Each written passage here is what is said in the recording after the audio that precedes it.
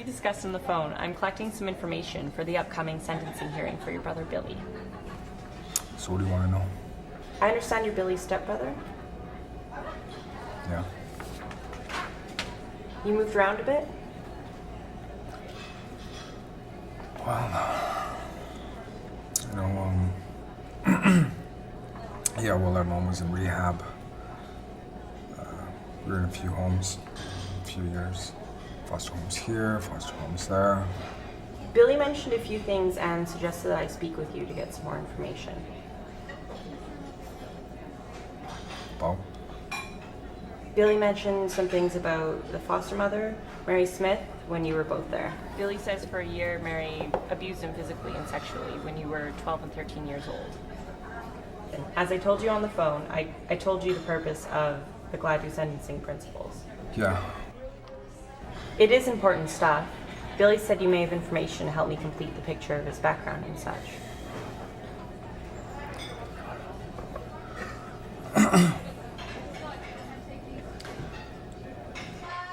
Well, it's finished. We done? It would be helpful to know what you can tell me about Billy and the foster homes. How much detail?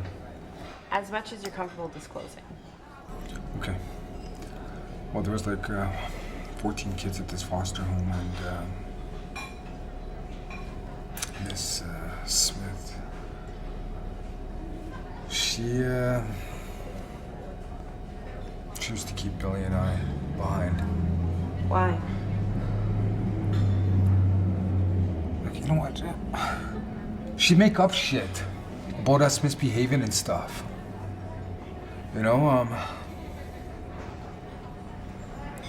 wait a minute. Okay, listen. You can't tell anybody about the stuff that I'm telling you, right? Because you're like a lawyer, unless I say so. Hey? There are two things that come out of this part of the interview. First of all, Carl talks about his and Billy's experience with Mrs. Smith. And it's really significant and helpful when someone you're interviewing corroborates or supports the story that the person who's the subject of the report talks about. So Carl's recollections of his time with Mrs. Smith is very helpful for the report. The second issue is Carl's concern about having this material actually discussed. And he says, you're a lawyer, aren't you?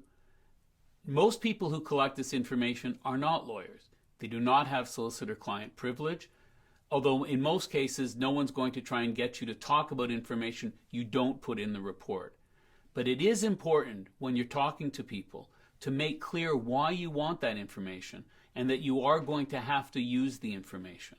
And so in this case, at this point with Carl, you'd want to make clear that what he's telling you is going to be used in the report. And if he insists that that not happen, then you'll have to talk to him about how to convey this information without actually attributing it to him, if that's at all possible.